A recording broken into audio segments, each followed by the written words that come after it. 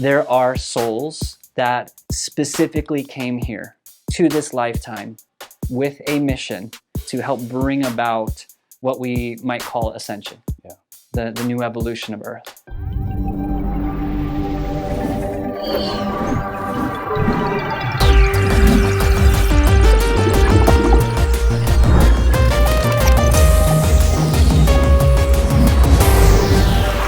Exploring the human journey.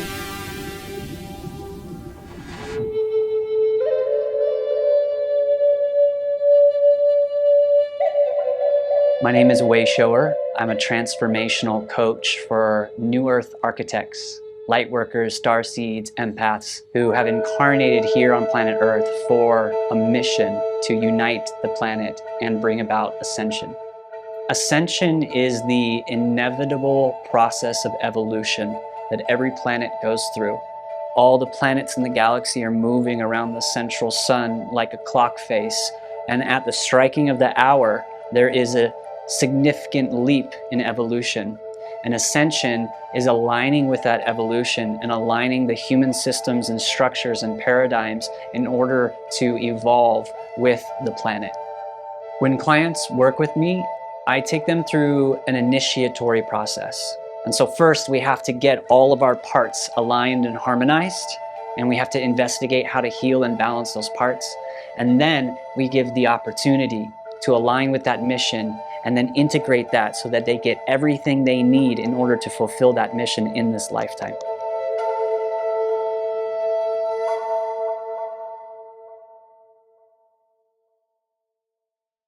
Hi and welcome. I'm so glad you joined us. I've got Wayshower here. We're going to explore the human journey with Wayshower today and find out a little bit about the ascension process. I've seen your presence on Facebook, on social media. You're awesome. You always have fun. Sometimes you have a way to put things, I don't know if sarcasm is the right word, but Satire. Satire, yeah. I love that. And so a lot of people take themselves super serious and like, guys, relax. Yeah. Your presence is hilarious and yet still grounded. So I've enjoyed your posts. That's something for me personally. So you're doing this ascension coaching. You know, I'm learning more about ascension as I continue my own soul journey, my own human growth and soul evolution. And it feels like we're always moving forward and upward, like consciousness always wants to move forward. And sometimes it feels like we're going backwards when you hear of wars and you hear of all these things that are happening that you wouldn't think would be a forward motion. Yeah. But I do think consciousness is always moving forward, even though it doesn't maybe the way I would do it, but nonetheless, I think ascension is so important for people to realize we're all in this together and we're all going the same direction. So give me some presence for the things that you're doing in the world, and you're kind of being a harbinger of light, if you will. Yeah. Yeah, thank you for that. And I just want to start by saying I appreciate how you highlighted that feeling that often we might have where we might be aware that life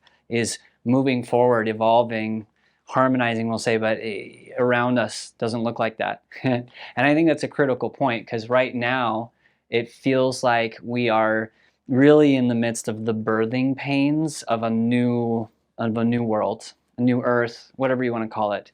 And my work has really evolved over time and has shifted now primarily to supporting what I call new earth architects, light workers, starseeds, empaths. There's all these terms that we might have. And essentially what I've come to understand is that there are souls here. There's souls here for many different reasons, all of them to learn. There's purpose to it all. Like everyone's on a sacred mission, we'll say.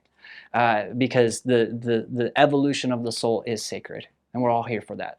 And there are souls that specifically came here to this lifetime with a mission to help steward, to help support, to help bring about what we might call ascension, the new evolution of Earth. Too many times we get this mindset that we're born, we're going to live, we're going to die, and then who knows what happens. It could be a religious narrative, it could be it's lights out. I love the concept that we're spiritual beings with the human experience. We're here to learn, grow, experience, explore, expand. And if that's the case, well, why are we here? So you're someone that's going, oh, not only are you a spiritual being, there's a purpose. There's a reason you're here. Mm-hmm. And I love that. And a lot of people have this feeling like, I feel like I'm not the same as everybody else. I'm a little different. Maybe I'm a weirdo, or maybe I'm, I view things differently. Is that something that you can identify with? Do you show people, you're on a different trajectory with your journey? Absolutely, yeah. I mean, my own personal story has been that from the beginning. I've always been, when I was young, I was the weird kid, hyperactive, didn't fit into any social circles, also very much like an old soul at a young age, and also very much appalled at this reality, like very, very like, what the F, what is going on here? Yeah. I just remember I have these memories from very early on in my own personal evolution in this life of just seeing some things like the violence and whatever is going on in the world, and just being like, what is happening here? And I think this is a telling sign of certain souls that, and I personally feel like my soul evolved on a different planet. We can get into that later. Oh, I love it. Because I've come to understand that there's an evolutionary process on each planet where more, we'll say, kind of simplistic collective type spirits then become souls and then evolve from that point. And when they get to a certain point, they can start going to different planets and helping out. Mm-hmm. And so there are some souls here that have evolved here, and then there's some that don't. And so I think there's a telling sign in like my story that I feel like other people might identify with, and that is typically if there's like an extreme aversion to some of the stuff or a lot of stuff that this social construct that's around us typically wants us to adhere to, that's usually a pretty good sign that at the very least we came here to do something about it. And at the very most we might actually have come here from elsewhere. And that it's so not resonant with us that it's like, this is so foreign, because we might have come from a place where this doesn't even happen, for example. And there's so many different gradients and experiences just amongst souls that they bring into this incarnation. So that's going to look different for each person, but I do feel like there's a common thread that with the people specifically that I work with and that I know I am meant to serve, the ones that have crafted a mission for themselves pre-incarnation, that typically there's going to be some sense, whether it's throughout their life or some breaking point where all of a sudden it's like they just look around and like, what is going on here? Because I also had that experience later on as I kind of got lost in several different ways in my lifetime, and then I found myself in kind of a corporate sales job. I came across my sound healing academy, went and studied with them for 2 weeks, immersed in just amazing spiritual transformational work, and then came back to that job, and I walked into that building and I was like, no. I put my 2 weeks in immediately, having no idea what I was going to do. And that's a type of way that the story can happen, I think, for these types of souls that have this mission. It's like at some point they're just like, this is not working out. Yeah. Does that make sense? It does. Yeah. And the practical part of being a human is you've got to create income. You've got this human body. You've got all the things that are associated with it. I get tired, I'm hungry, you have to go to the bathroom, whatever, all the things that this human body has to do.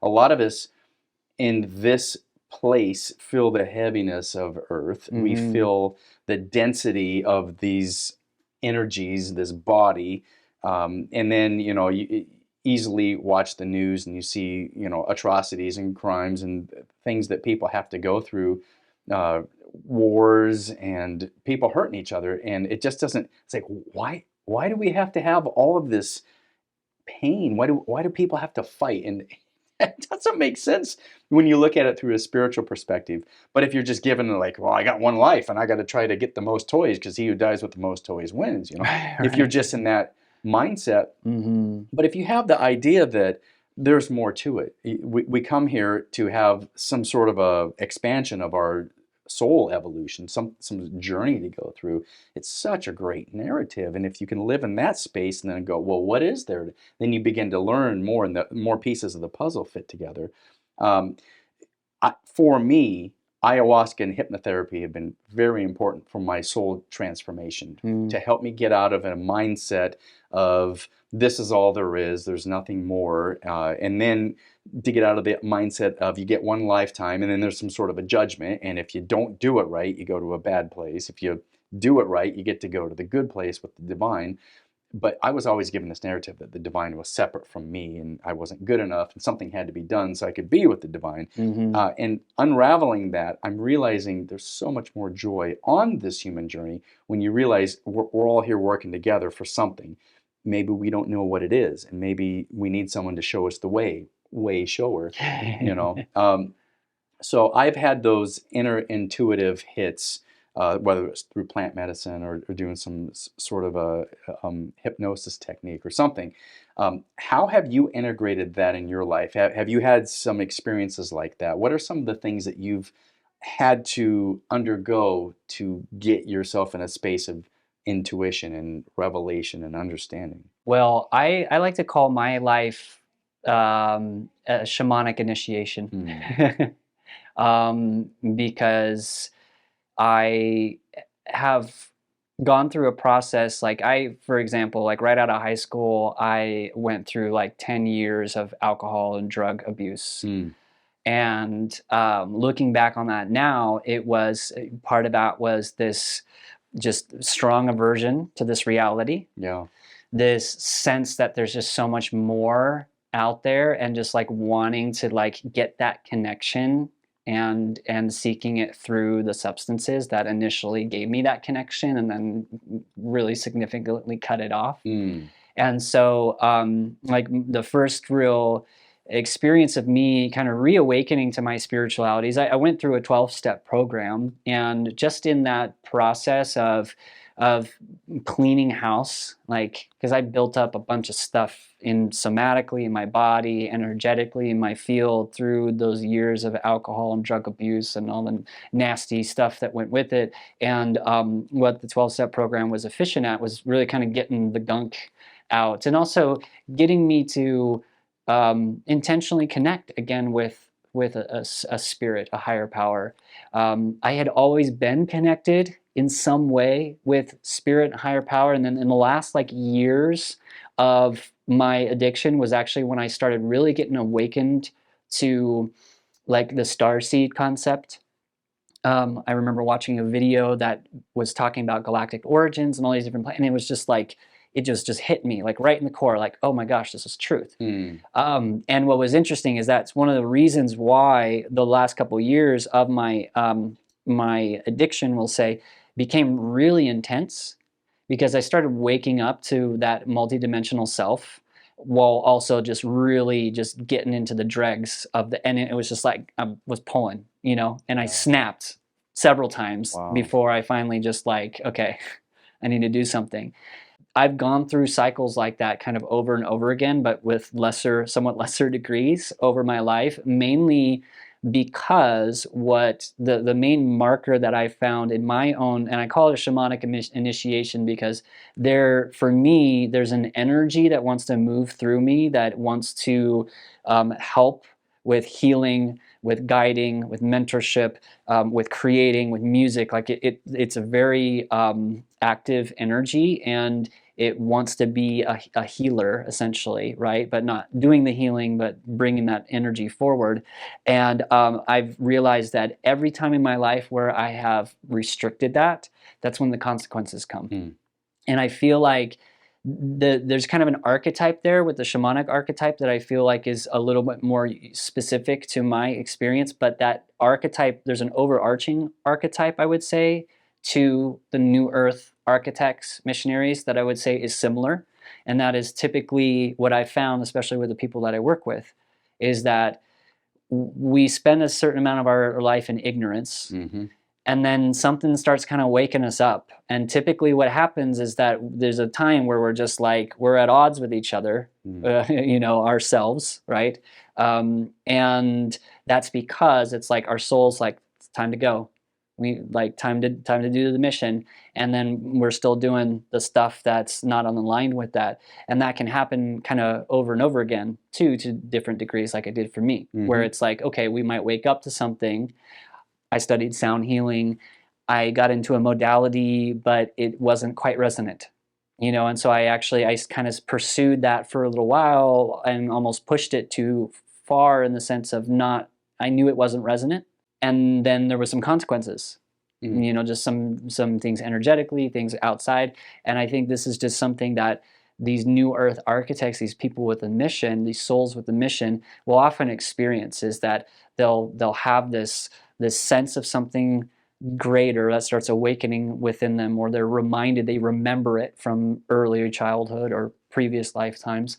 And that in itself kind of creates this tension. And if they don't follow that call, then typically I feel like this is pretty guaranteed for all this overarching archetype, those who might fit in it, is that there's consequences. Yeah. Like the soul will start kind of aligning, catalysts, we'll say, around us that start being like, okay, it's time to really align with this, or else it's gonna start getting weird and not fun. Yeah. We had a son. He passed. He was an addict. Heroin was his drug of choice, and it gave him that euphoric, blissful feeling. And one time I said, well, tell me about why are you continuing? It was obviously abusive, and it wasn't helping his life. He said, Dad, it feels good. It feels like I'm being given a hug from God. He said, and I see God as like this mother figure, putting me on her lap, rocking me to sleep. It gets to the point where it no longer has an effect for me, and then it just becomes medicine. And now I have to have my fix. And so that's the struggle that he was having, was he didn't want to have it, but he liked the blissful feeling. And, I think a lot of people have postulated that the soul is missing that heavenly life between lives, whatever spiritual realm. You come here, it's one way to get back to that blissful feeling. And somehow that's a hard way to go through life, through addiction. He did pass. I do believe he's on the other side, and he wanted to have some sort of a dark journey, and he had that. And I got to be his father for 27 years, and we mirrored and really learned lessons from each other. But I've seen that road of addiction for someone. He was very intuitive, very highly tuned. He was definitely a spiritual being having a human experience. And I had high aspirations for him. I was hoping he would have gotten through that and then said, okay, now I can be a wayshower for someone else. So he actually looked very similar to you too. When I put your picture and his picture together, a lot of commonalities. And instantly, I love who you are, just because you remind me of that archetype that my son had embodied, of a spiritual wayshower. And you've overcome those things, that journey that could have put you in a pretty dark space, and now you've transmuted that energy and you've put it into a light space. Tell me about that process for you, because I'm very curious about the drugs and alcohol and what it does for you, and then how you decided to transmute that energy and go in a different direction. Yeah, I definitely, like what you just described with how your son said it, with that embrace, a feeling of embrace, I think it first manifested for me when, again, I was a weird kid, right? So I never fit into cool social circles, right? And one of the things I noticed, I around senior year of high school, is started going to some parties, and then I noticed that when I drink and get drunk and I was hanging out with all the cool kids, they thought I was cool too, and all of a sudden that feeling of belonging was there. Community. I belong. Yeah, that embrace of both the substance, so that warm fuzzy feeling that you got when you drank, and then I did lots of different substances. It was always mainly centered around alcohol, but I also did a lot of other substances and kind of went into a foray with them, and because it was always like when you first do it, it was like that embrace, like Yeah. a really, and some of them were feelings that I have yet to recreate, in the sense of like that intensity of that feeling of connection, belonging, whatever, and that's what ends up being that thing you chase. Yeah. Again, to come back to it, and the social element, because for me, I quickly became like it's funny, I was always like a shamanic wayshower amongst all the friends that I was with. You know, I would find myself being kind of a guide within our social circles through all the gnarly stuff we would be going through.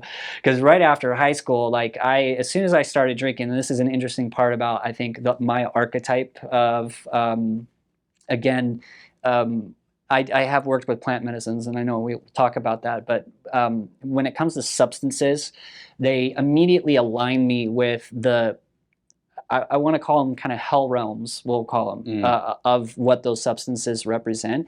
And what happens is that, like, I mean, it was literally just after I graduated, and I had only been drinking, we'll say, consistently at like parties, just like high schoolers do, right? For, less than a year.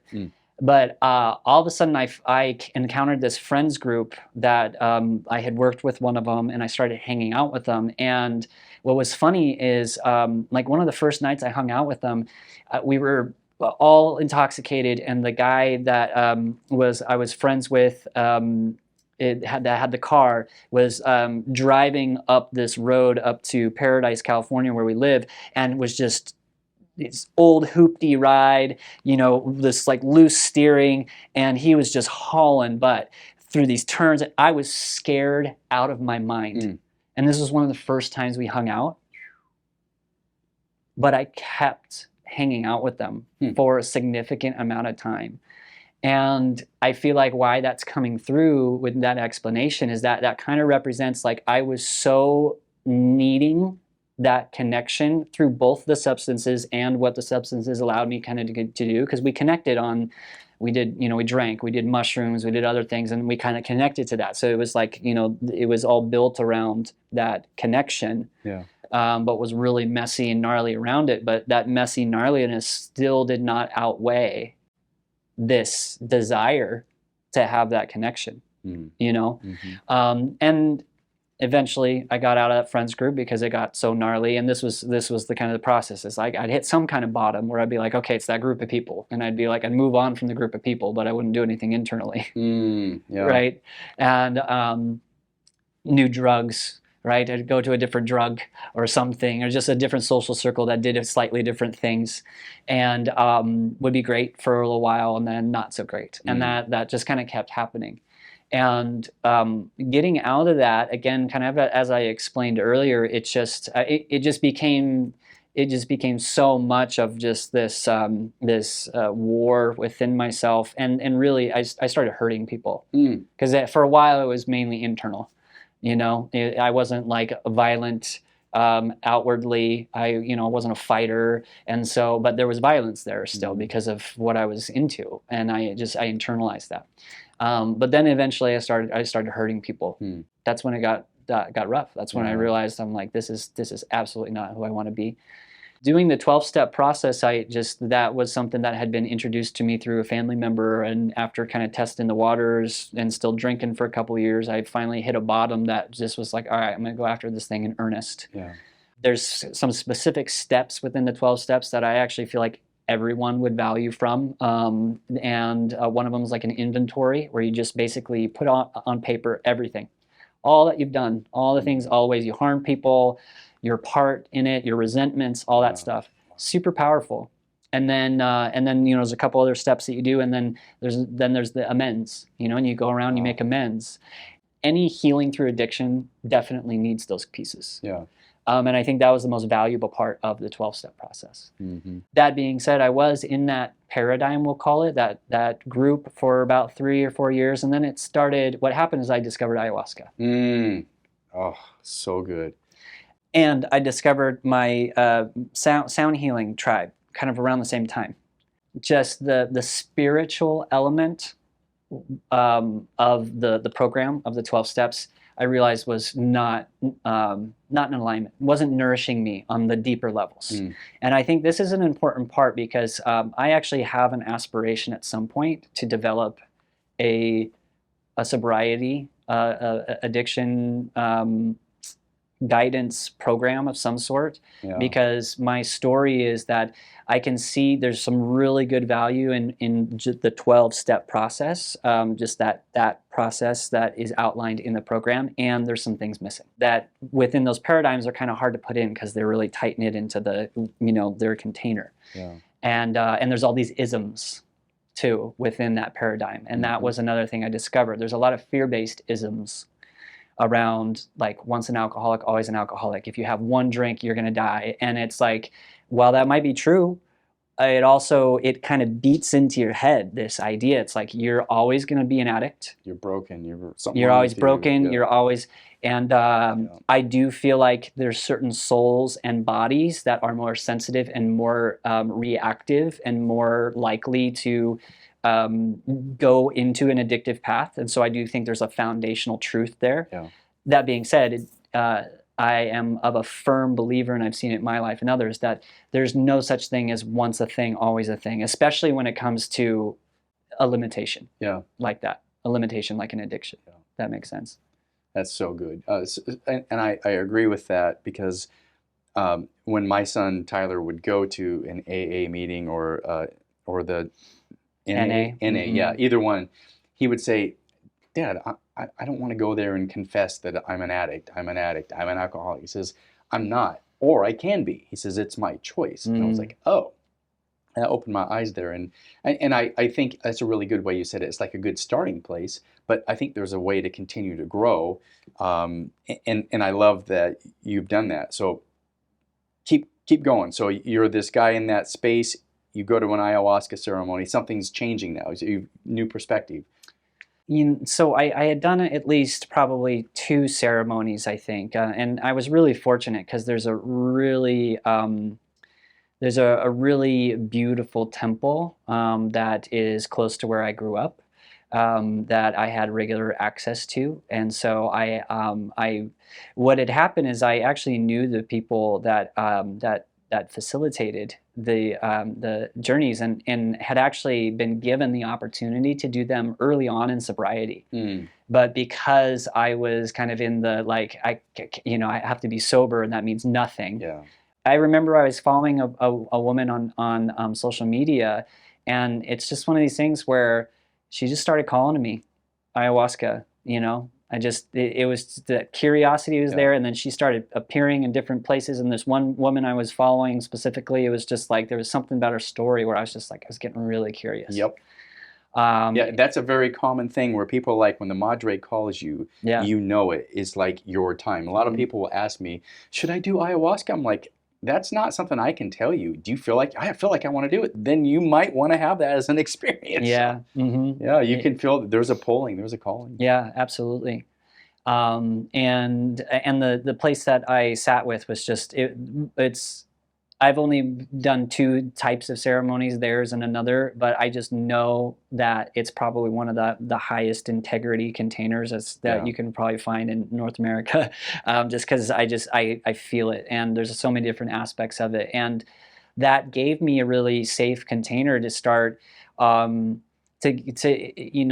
experience those more expanded states of self. And what happened is, I started getting curious around the isms that I had been getting in the 12-step program, the fear stuff. And one day while we were at hockey, I played roller hockey. One night, the roller hockey guys will always bring beer, and I just had this feeling. I was like, I need to know that I'm being sober because I have the choice, and that, like, I'm not afraid to make that choice, if that makes sense. And this is all kind of this. I kind of decoded this in hindsight, because it was just like this feeling. It's like I want to partake in this, but it's not because I'm getting a craving. It's like I need to actually see what this is all about. Now, granted, I will say that I do feel like this was an authentic kind of pursuit. But what happened is that I decided, I was like, I'm just gonna experience this stuff again. And when I say that, so I started going out to bars again. I even dabbled, I experimented with a few substances, nothing like, as gnarly as I used to, but I just like did a tour of the nightlife, we'll say. But what I noticed was it was very different.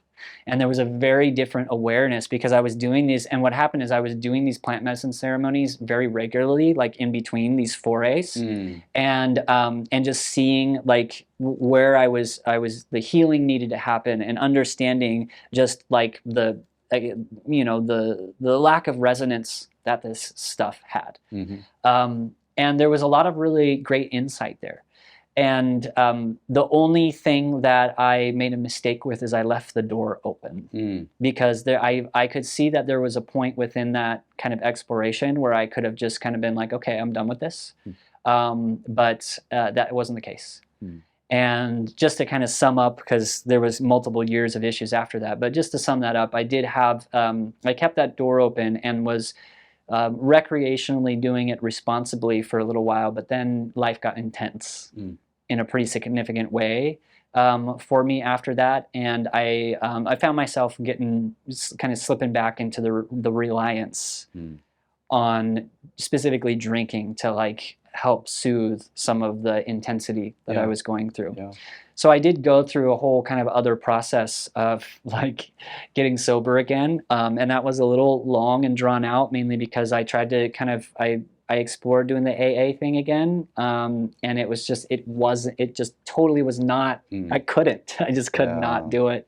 And so it was some rough years. And looking back on it, one of the main things, again, that was the issue, why it was drawn out, why I was having such a hard time with it, was there was some unresolved things that came up as a result of the shift that happened in my life that I was unwilling to look at. And I was not following my mission. I was not committing to my mission and actually just like getting out there and doing my stuff. I was, but I just wasn't doing it in earnest. And I was allowing this kind of, there was a shame element of me and the fact that I'm like drinking and I'm like supposed to like be helping people and serving them. That was an issue.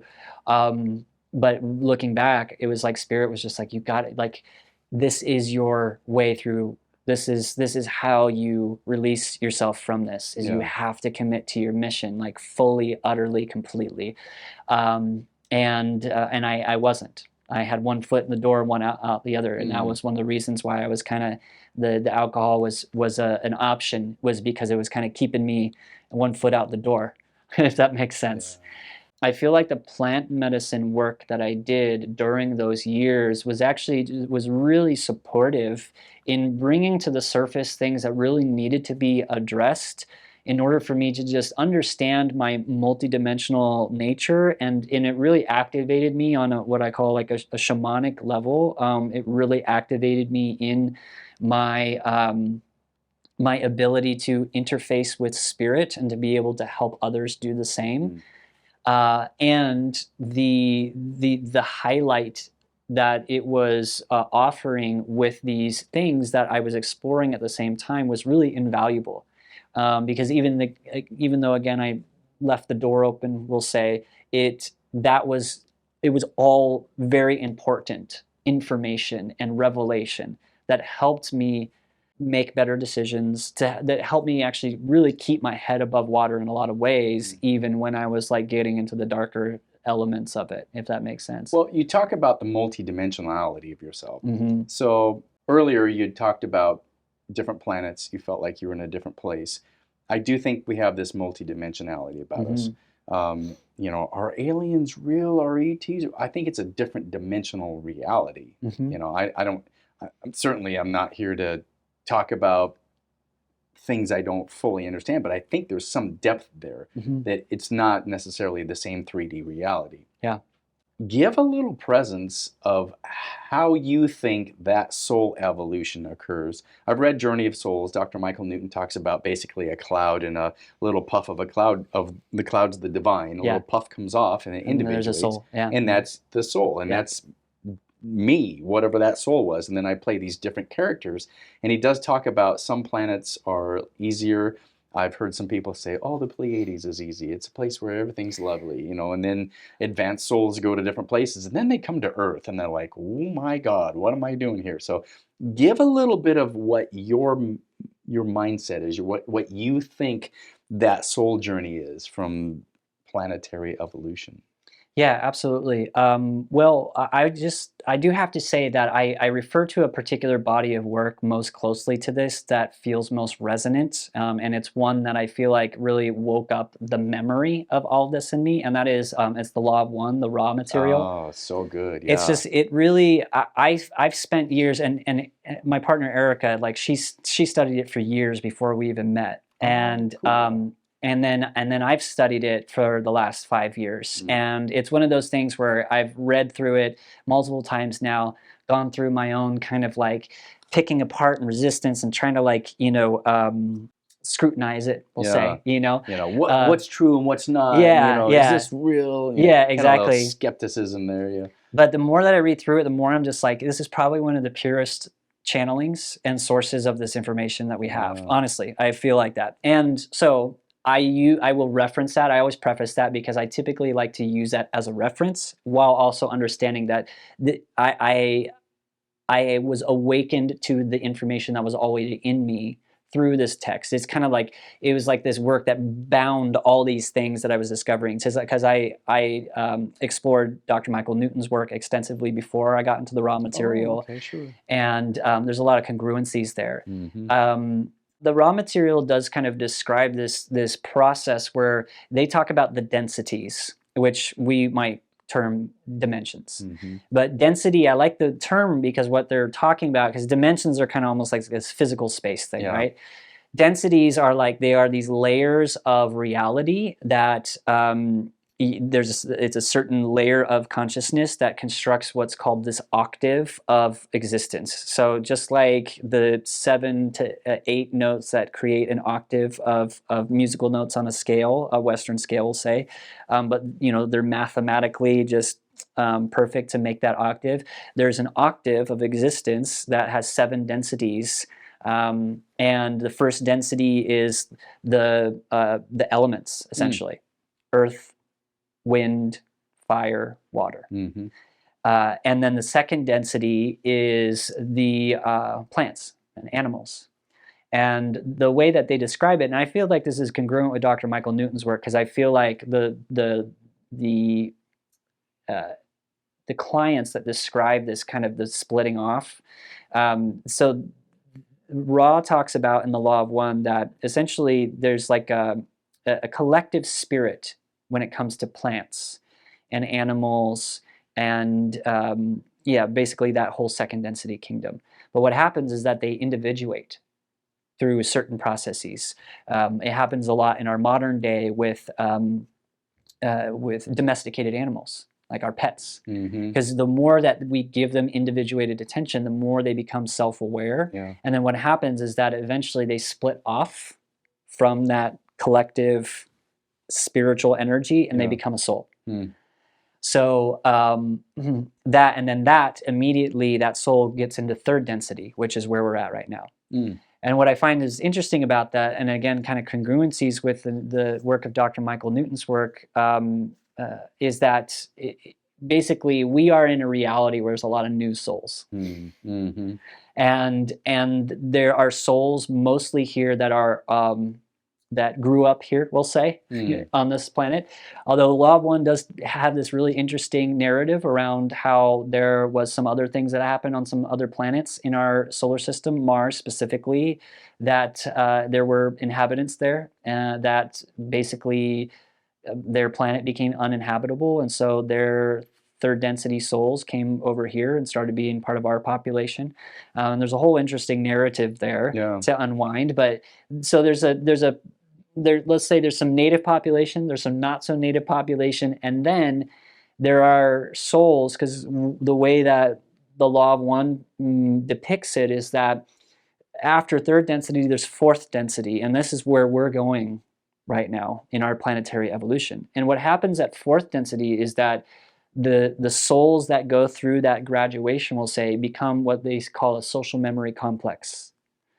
And there's still individuation, and there's much more unity, and there's much less of a veil, and much more connection, and common goals, common desires, and outcomes. And that just kind of keeps happening, where it's like this social memory complex just becomes more and more of kind of a singular being, but also with these individuated parts, essentially. And Ra, for example, the being that came through the Law of One material, said they were a sixth density being. So pretty high up there, we'll say. When I have awakened to these memories within myself, and from a shamanic perspective started engaging with the other realms, a lot of this really just started becoming up as like a memory, and seeing echoes of past lives. And through my QHHT sessions, my hypnosis sessions, I've done 3 of them. And my first one, I experienced a life here on planet Earth a while ago, around the last glacial period, last ice age. And then the next 2, I was a cat being on a different planet. Oh, wow. And then my third one, I was, and mind you, by the time I was on my third one, I actually wanted a more mundane, like I was, because my 3D analytical brain was just trying to pick apart this process and be like I could totally make this up, because I am an imaginative person. I grew up writing fantasy fictions and stuff, like reading fantasy books. So I always kind of ascribe this process to like, I can totally make this up, right? Yeah. I can totally make this up. And so by the third one, I was like, okay, if you really want to prove to me, God, spirit, whatever, that this is real, just give me a mundane life, right? Oh, and it was like, God was like, nope, we're going to give you the exact opposite, because we want to show you just how fantastical your soul journey is. Because you need to convey to other people that everyone's soul journey is that fantastical, whether it's now or where it's going. Yeah. And my third experience, I was like part of this, interestingly enough, I was part of this kind of like reconnaissance rescue mission to Mars after their cataclysm. And I was this blue bird being there with all these other, like there was cat beings, there were like these weird, like an octopus type, there was all these like weird weird, but in the recall of a memory, not weird. Yeah. All these beings there that were with me, and it was like Star Trek, you know. It was like this Star Trek so thing. Cool. And there were times during these experiences, so the QHHT, these recalls of experiences, the ayahuasca ceremonies, I've had some intense, I will say the most intense experiences that I've had encountering my multidimensional self and the multidimensional nature of reality happened through ayahuasca. And they were these experiences that there's no denying the truth in them. Like truth to my core, right?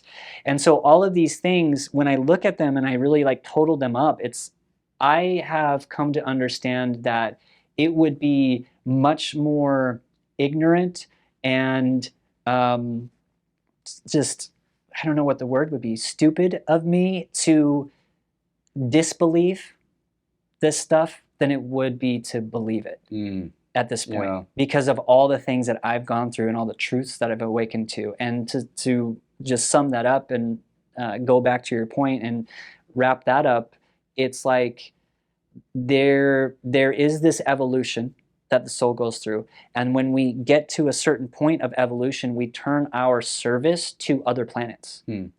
And that's where my story and many of the souls here come into play. And that's who I'm here to serve, essentially, is these beings who have come from other places, who evolved to a certain point and then said, okay, I want to go help some other planets. And they've all come to Earth right now, because Earth is like, we're going through this process, and as you said at the very beginning of this, it looks really messy right now. Yeah.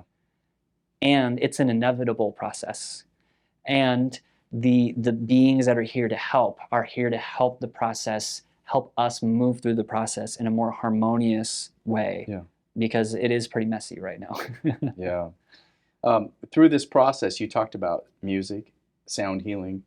How does that integrate into the work that you're doing, and how did you get that direction? Were you already a musically inclined person? Yeah, that's a great question. I am a musician, and early on in, I would say, what was it, about 2005 or six, I picked up a guitar and rediscovered music. I had done music when I was younger, and kind of lost it, and I was a singer-songwriter for a while, and right around that time, where I was working that corporate sales job I talked about, right before I found my Sound Healing Academy, I had that thing was coming up in me where I was like, I want to serve people, I want to help humanity, and I need to do that somehow. And so I started asking questions of like, okay, I'm a musician, so is there a way I can do that? And I had already been helping because my songs had always been inspiring to those I shared them with.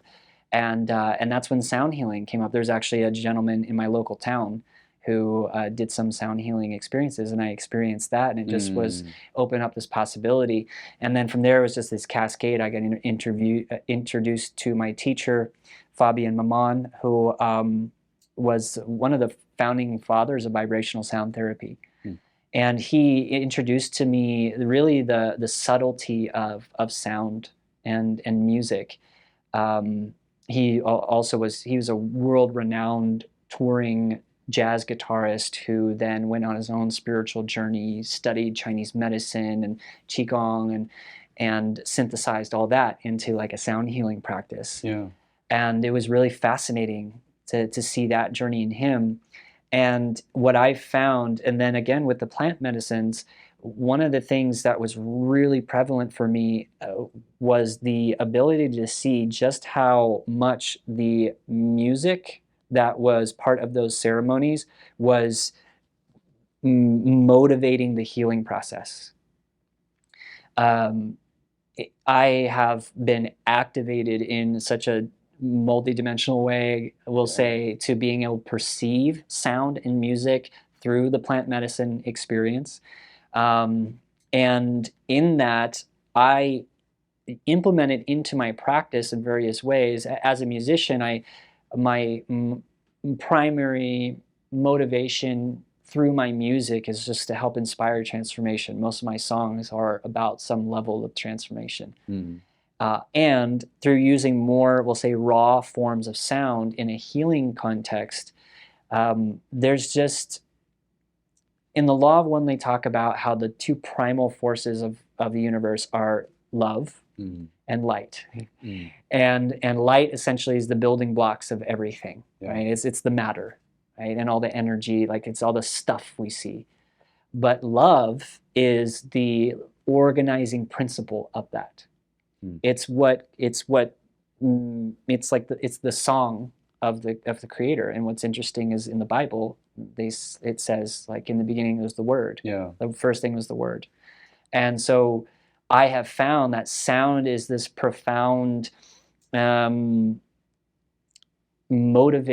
and it is an organizing principle that, when facilitated and worked with artfully, can help harmonize and balance human beings on a multidimensional level, because it interacts with the biological systems, but it also interacts with the energetic, subtle bodies, we'll say, the aura, if you will, and specifically, and most importantly, it interacts with our spirit and our soul in such a way as to remind us and connect us with those parts of ourselves that are our deepest sources of power.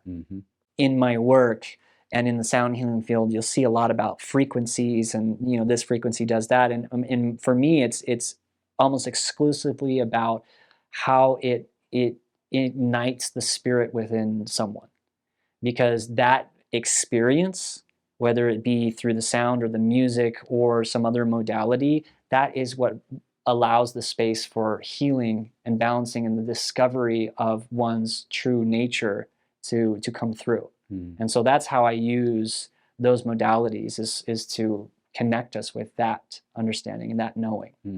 So do you use your instruments with sound healing to shift a consciousness, to shift an energy, to shift physicality? How do you tell me about the modality when you're working with the sound? Yeah, that's a great question. So it's evolved over time, the man I studied with, he was very much about, it was based on Chinese medicine. So it was very much like we do a sound to do a thing, right?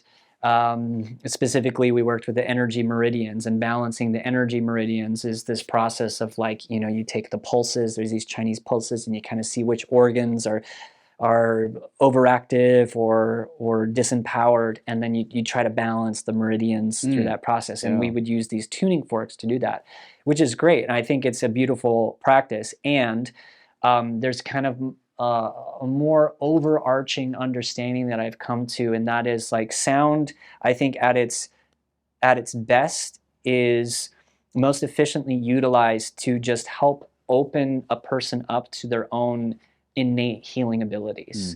So when I use it nowadays, and I really, I had a significant transformation, let's say about 2 years ago, where I was just being called to just totally surrender to the intuition, the intuitive process. And now what it looks like is I might do many different things with sound depending on what the person feels like they need. Because sound can help with, for example, like somatic release. And so sometimes like explain that. Yeah, so somatic release is like when we're holding trauma in the body. And there's an energy there that really needs to be released and processed. Sound can be very good for that. And I had an experience in yoga teacher training where we had our legs up in a supine butterfly, and we get them to that right, and they start shaking. I go, what is that? They go, oh, that's energy in your body that needs to be released. And I was like, why is it shaking? I'm just lying there, and my legs go.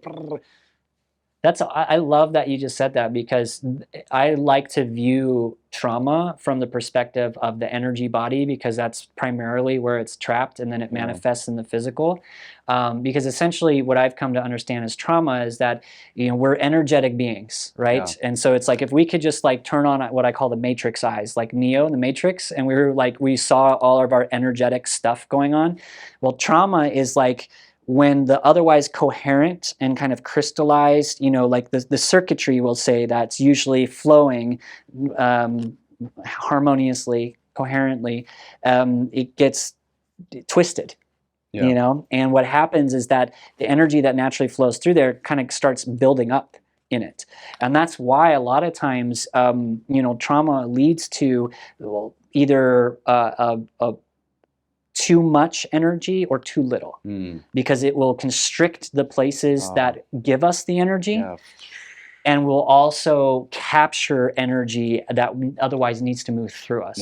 And so with the somatic release, with sound, what I'll sometimes use it for is to help with that process. And that can look like, sometimes I'll get people moving their body and dancing while I'm doing the drum, and like making sound and shaking, and like really like getting into that part, and movement of the body specifically with sound and music, dancing, really is such a powerful practice as well, that really goes hand in hand with this to me. I've had that ecstatic dance where you're just moving your body and you're moving energy out.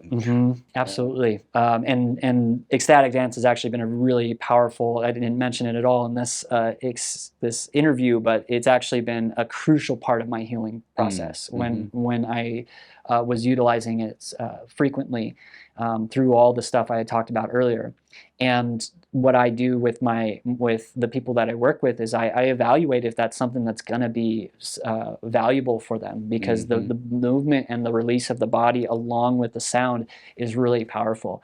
And then sometimes that can look like I'm also very much interested in engaging the voice with both myself and those that I work with, because the voice can also be a very, very powerful tool for many different things. I mean, it's the most powerful healing tool that we have when it comes to sound, because it's very unique to us, and it can do so many different things. It can help release energy. It can help bring harmony to our body, ourself, our energy field.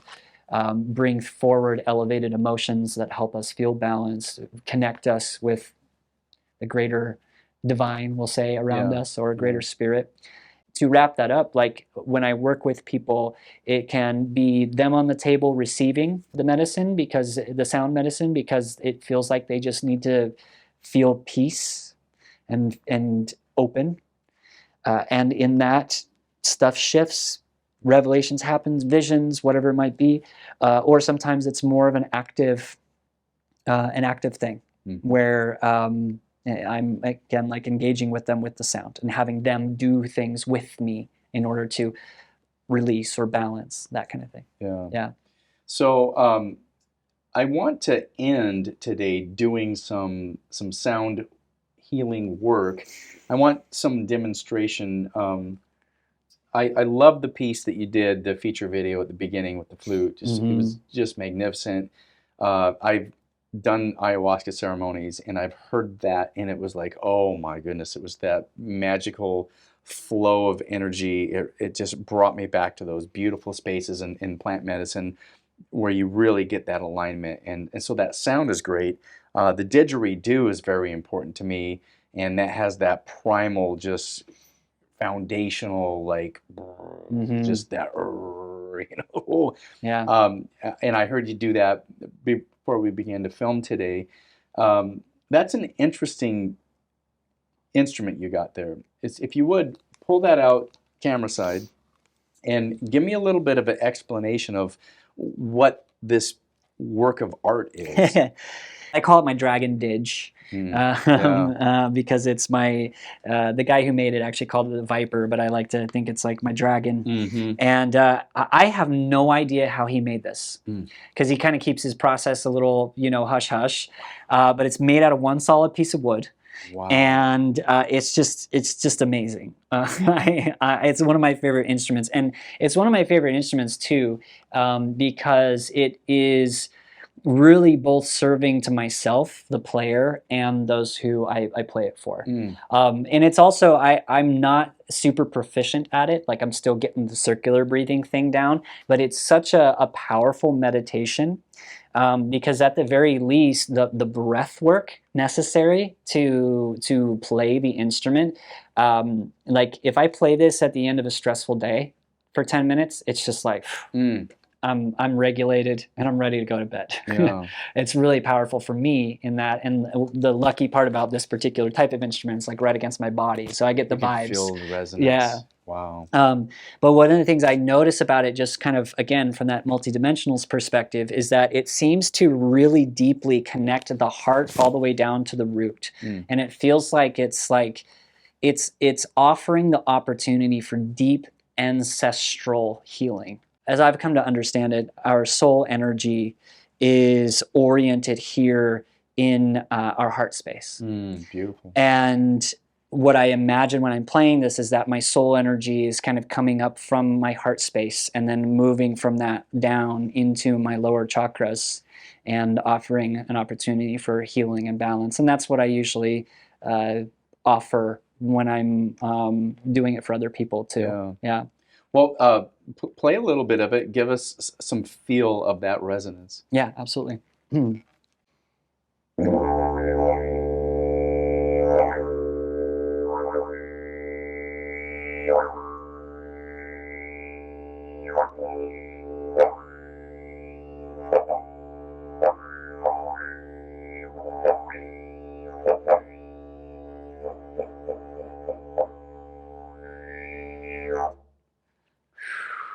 That sounds good, man. Yeah. You're like, oh, I'm not really that proficient at it. Wow, that is awesome. And that circular breathing where you're in and you're out, and wow. Yeah, that's the part I'm not super proficient at. I've got it down to the point where I can do it. I'll give you an example just real quick.